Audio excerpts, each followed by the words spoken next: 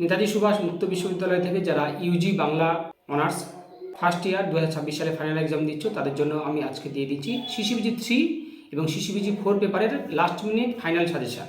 CCBG 3 এবং CCBG 4 পেপারের যে লাস্ট মিনিট ফাইনাল সাজেশন আমি দিচ্ছি সেখানে আমি সুপারস্টার মারবো। বেশি স্টারগুলো আগে মুখস্থ করবে এবং অল্প স্টারগুলো তারপরে।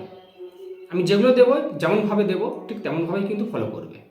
তোমাদের আমি বারবার বলেছি কোশ্চেন কিন্তু ঘুরিয়ে ফিরিয়ে আসে, বুঝতে হবে, লিখতে হবে। আর সব থেকে বড় জিনিস 50-এর 50 অ্যান্সার করবো, প্রয়োজনে অতিরিক্ত করবো, কিন্তু একটাও কোশ্চেন ছাড়বো না। রিপিট, সমস্ত কোশ্চেনের অ্যান্সার টাচ করবো, কোনো কোশ্চেন ছাড়বো না। আর যারা প্রান্তিক গাইড থেকে আগামী ইয়ারে অনলাইনে ক্লাস বা notes, suggestion, assignment, help, support and guide নিতে চাও, সমস্ত কিছু হেল্প পেয়ে যাবে। স্ক্রিনে দেওয়ার নাম্বারে যোগাযোগ করবে, সমস্ত কিছু পেয়ে যাবে।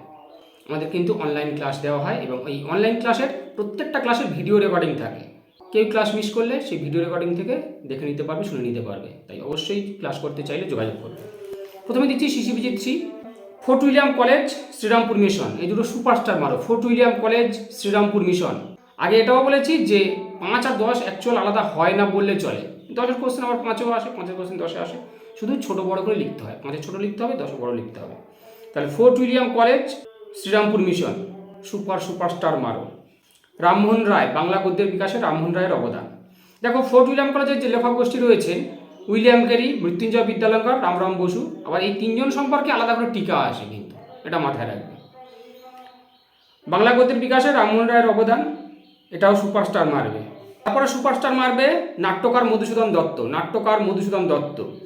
এখন এখান থেকে আবার ঘুরিয়ে কীরকম আসে টিকা, ধরো কৃষ্ণকুমারী আসলো, শর্মিষ্ঠা আসলো, টিকা আলাদা করে। আবার প্রহসন রচনায় মধুসূদন দত্তের কৃতিত্ব, প্রহসন রচনায় মধুসূদন দত্তের কৃতিত্ব আলোচনা করো।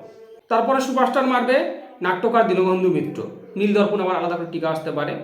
আমি সমস্ত কোশ্চেন ডিটেলস বলে যাচ্ছি, খুব মনোযোগ দিয়ে শুনবে, কেউ স্কিপ করবে না। আর খুঁটিয়ে কিন্তু কোশ্চেন হয়, মানে ভিতর থেকে, বড় নোটসের ভিতর থেকে কিন্তু কোশ্চেনগুলো হয় 5-এ বিশেষ করে। তাহলে নাট্যকার দীনবন্ধু মিত্র বা নীলদর্পণ আসতেই পারে, বা দীনবন্ধু মিত্রের প্রহসন বা কমেডি ধর্মী নাটকগুলো সম্পর্কে লিখতে বলতে পারে। তারপর লিখে নাও ঔপন্যাসিক বঙ্কিমচন্দ্র চট্টোপাধ্যায়, ঔপন্যাসিক বঙ্কিমচন্দ্র চট্টোপাধ্যায়, এটা সুপারস্টার মারবে। ঔপন্যাসিক বঙ্কিমচন্দ্র চট্টোপাধ্যায়। আবার ঘুরিয়ে আসতে পারে এখান থেকে ঐতিহাসিক উপন্যাসে বঙ্কিমচন্দ্রের কৃতিত্ব, সামাজিক উপন্যাসে বঙ্কিমচন্দ্রের কৃতিত্ব, দেশাত্মবোধক উপন্যাস, আনন্দমঠ, সে সম্পর্কে টিকা আসতে পারে। তাহলে ঘুরিয়ে আসবে কিন্তু, তাহলে ঐতিহাসিক উপন্যাস, সামাজিক উপন্যাসে বঙ্কিমচন্দ্রের কৃতিত্ব, আবার শুধুমাত্র বঙ্কিমচন্দ্র করলে হয়ে যাবে। তারপরে সুপারস্টার মারবে বিহারীলাল চক্রবর্তী, বাংলা গীতি কবিতার ইতিহাসে বিহারীলাল চক্রবর্তীর অবদান আলোচনা করো, বা ভোরের পাখি বলা হয় কেন। গীতি কবিতার ইতিহাসে বিহারীলাল চক্রবর্তী বা ভোরের পাখি বলা হয় কেন, এটা সুপারস্টার মারবে। তারপরে ঈশ্বরচন্দ্র গুপ্ত, তাকে যুগ সন্ধিক্ষণের কবি বলা হয় কেন, সে সম্পর্কে আলোচনা করো। ঈশ্বরচন্দ্র গুপ্ত সুপারস্টার মারবে। এই কটা সুপারস্টার মারবে। তারপরে দেখো, তোমাদের মাসিক পত্রিকা রয়েছে ভারতী সোমপ্রকাশ তত্ত্ববোধিনী, ভারতী সোমপ্রকাশ তত্ত্ববোধিনী, বিশেষ করে ভারতী আর সোমপ্রকাশ, ভারতী আর সোমপ্রকাশটা এই দুটো সুপারস্টার মারবে। না, পত্রপত্রিকা থেকে তো আসবেই, 5-এ হোক বা 10-এ হোক।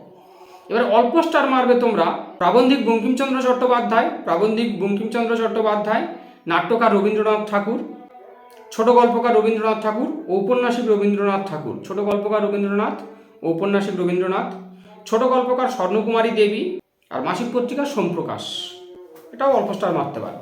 পত্রিকা কিন্তু খুব সহজ, 1-2বার পড়লে হয়ে যাবে, লিখতে পারবে। সবথেকে বড় জিনিস, আগে কনসেপ্টটা নিয়ে নেবে। 5-এর জন্য এখানে লিখে নাও আলালের ঘরের দুলাল, মানে প্যারিচাঁদ মিত্র আর কালীপ্রসন্ন সিংহ। এই দুজন সম্পর্কে 5-এ দিতে পারে, আর ঘুরিয়ে দিতে পারে। হুতুম প্যাঁচার নকশা, আলালের ঘরের দুলাল গ্রন্থগুলো দিয়ে দিতে পারে। তাহলে আলালের তারকনাথ গঙ্গোপাধ্যায়, ঔপন্যাসিক তারকনাথ গঙ্গোপাধ্যায় করবে। ঐতিহাসিক উপন্যাসে রমেশচন্দ্র দত্ত, রমেশচন্দ্র দত্ত করবে। পৌরাণিক নাটকে গিরিশ ঘোষের অবদান, পৌরাণিক নাটকে গিরিশচন্দ্র ঘোষের অবদান। অমৃতলাল বসু 5-এর জন্য। কালীপ্রসন্ন সিংহ বললাম। অক্ষয় কুমার দত্ত, ভবানীচরণ বন্দ্যোপাধ্যায়, বাংলা গদ্যের বিকাশে সাময়িক পত্রের ভূমিকা, বাংলা গদ্যের বিকাশে সাময়িক পত্রের ভূমিকা।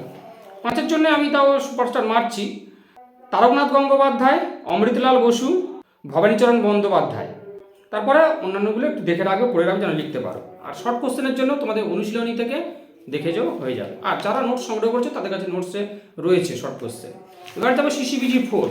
দেখো, সিসিবিজি 4-এ যারা শুধুমাত্র পাস করতে চাও বা অল্প নাম্বার পাস করলে হবে, তাদের আমি বলবো তোমরা মোটামুটি মডিউল 3 আর 4-এর উপর জোর দাও, পাস হয়ে যাবে। ওখান থেকে সবকটাই আসবে, মানে প্রত্যেক মডিউল থেকে একটা করে কোশ্চেন হয়, তো সে 10 হোক 5 হোক, তোমরা মডিউল 3 আর 4 এর উপর জোর দাও, ওখান থেকে কোশ্চেন হবেই হবে।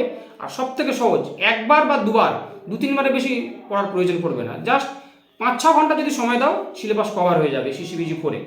আমি তাও কোশ্চেনগুলো প্রথম থেকে বলে যাচ্ছি, শেষ আবারও বলছি। এখান থেকে সুপারস্টার মারবে বাংলা লিপির উদ্ভব ও বিবর্তন। বাংলা লিপির উদ্ভব ও বিবর্তন, এটা সুপারস্টার মারবে সিসিবিজি 4-এ। বাংলা লিপির উদ্ভব ও বিবর্তন। ভারতে প্রচলিত ভাষা বংশগুলির পরিচয় দাও। ভারতে প্রচলিত ভাষা বংশগুলির পরিচয় দাও। ধ্বনি পরিবর্তনের কারণ এবং রীতি। ধ্বনি পরিবর্তনের কারণ সুপারস্টার মারবে। বানান ভুলের কারণ, এর থেকে সহজ প্রশ্ন হয় না। বানান ভুলের কারণ, এটা সবাই লিখতে পারবে। এবং বানান সংশোধনের জন্য বা বানান সঠিক লেখার জন্য বা সতর্কতা কী কী অবলম্বন করা যায়, বানান সঠিক লেখার জন্য কী কী সতর্কতা অবলম্বন করা দরকার, এই দুটো কোশ্চেন করে রাখবে, সুপারস্টার মেরে না। এবার কয়েকটা কোশ্চেন বলছি তোমাদের, সে কটা সুপারস্টার আর যাই বলো না কেন পারবে না এমন কেউ নেই। বচন লিঙ্গ পুরুষ কারক। বচন লিঙ্গ পুরুষ কারক, পিট বচন লিঙ্গ পুরুষ কারক, এই কটা অবশ্যই আগে দেখে নাও।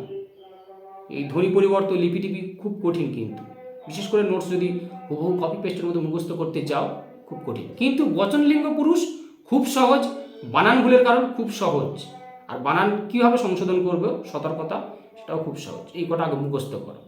আর মডিউল 3 আর 4 থেকে যেটা বলছিলাম আমি, সম্পাদনার দায়িত্ব কর্তব্য নীতি বা রুলসগুলো কী কী। সম্পাদনার দায়িত্ব কর্তব্য রুলস বা নীতিগুলো কী কী, সুপারস্টার মারো।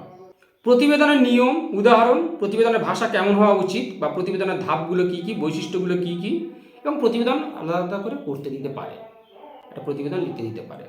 তাহলে প্রতিবেদনের নিয়ম, উদাহরণ, প্রতিবেদনের ভাষা কেমন হওয়া উচিত বা প্রতিবেদনের ধাপ, এগুলো করবে। প্রতিবেদনের গুণাবলী, তাহলে এই কটা সুপারস্টার মারো। অল্প স্টার মারবে তোমরা ধ্বনি পরিবর্তনের রীতি বা ধারা, শব্দার্থ পরিবর্তনের কারণ। এটা কিন্তু 5 হওয়ার সম্ভাবনা বেশি। শব্দার্থ পরিবর্তনের কারণ। প্রুফ রিডারের কাজ কি। সাংবাদিকতা বলতে কি বোঝো বা হলুদ সাংবাদিকতা। ব্যঞ্জনধ্বনির শ্রেণীবিভাগ। আরেকটা জিনিস, তোমাদের ব্যাকরণ কিন্তু করতে দিতে পারে, সে কারো হোক, বচন লিঙ্গ পুরুষ। বচন লিঙ্গ করতে দিলে মনে হয় সবাই পারে, বচন লিঙ্গ করতে দিলে একজনকে মিস করবে না, কিন্তু কারো একটু দেখে যাও, কারণ কারোকে শ্রেণীবিভাগগুলো রয়েছে। এবং বাক্য পরিবর্তন, এগুলোও করতে দিতে পারে। বাক্য পরিবর্তন, কারো, এগুলো একটু দেখে যাও। সমাজটা যদি পারো, কারণ সমাজটা খুব ডিফিকাল্ট, তো 5-এর জন্য খুব এসেনশিয়াল, খুব গুরুত্বপূর্ণ, কারণ 5 সবাই পারবে। নিজস্ব কনসেপ্ট থাকলে 5গুলো লিখতে পারবে। শিরোনাম রচনার গুরুত্ব মানে টাইটেল আর কি। নিউজের অর্থ কি, NEWS, নিউজের অর্থ কি। PTI বলতে কি বোঝো, PTI। রিপোর্টাজ কি। হলুদ সাংবাদিকতা, পুরুষ বলেছি। বাক্য নির্মাণের শর্তগুলো কি কি, বাক্যের শ্রেণীবিভাগ যেগুলো আর কি, বাক্যের শ্রেণীবিভাগ। কস্বই আর কদীর্ঘই কোথায় বসে। অতৎসম শব্দের বানান বিধি কেমন হওয়া উচিত। অতৎসম শব্দের বানান বিধি। শব্দার্থ পরিবর্তনের ধারা। শব্দ ও পদের পার্থক্য। নতুন শব্দ গঠনের সমাসের ভূমিকা। এগুলো যথেষ্ট সহজ, কিন্তু 1-2বার বেশি 2বার পড়তে হবে না, নিজেরা লিখতে পারবে, এটুকু বলে রাখলাম। শব্দ ও পদের পার্থক্য, নতুন শব্দ গঠনের সমাসের ভূমিকা। অপিনিহিতি, অভিশ্রুতি, জোর কলম শব্দ, স্বরভক্তি, স্বরসঙ্গতি, স্বরধ্বনি, মৌলিক স্বরধ্বনি, এগুলো করবে। মৌলিক স্বরধ্বনি মানে 7টা যে মৌলিক স্বরধ্বনি রয়েছে। ইন্দো ইউরোপীয় ভাষা কাকে বলে, ভাষার বৈশিষ্ট্য, এই কটা একটু দেখে যাও। আর ব্যাকরণ কয়েকটা যেগুলো বললাম একটু প্র্যাকটিস করে যাও। তাহলে দিয়ে দিলাম সিসিপিজি 3 এবং সিসিপিজি 4, যেগুলো দিলাম সেগুলো করো। আর আগামী ইয়ারে যারা অনলাইনে ক্লাস করতে চাও বা নোটস সংগ্রহ করতে চাও, স্ক্রিনে দেওয়া নম্বরে যোগাযোগ করবে। আমাদের কিন্তু পরীক্ষা হয়ে গেলে অনলাইন ক্লাস শুরু হয়ে যাবে।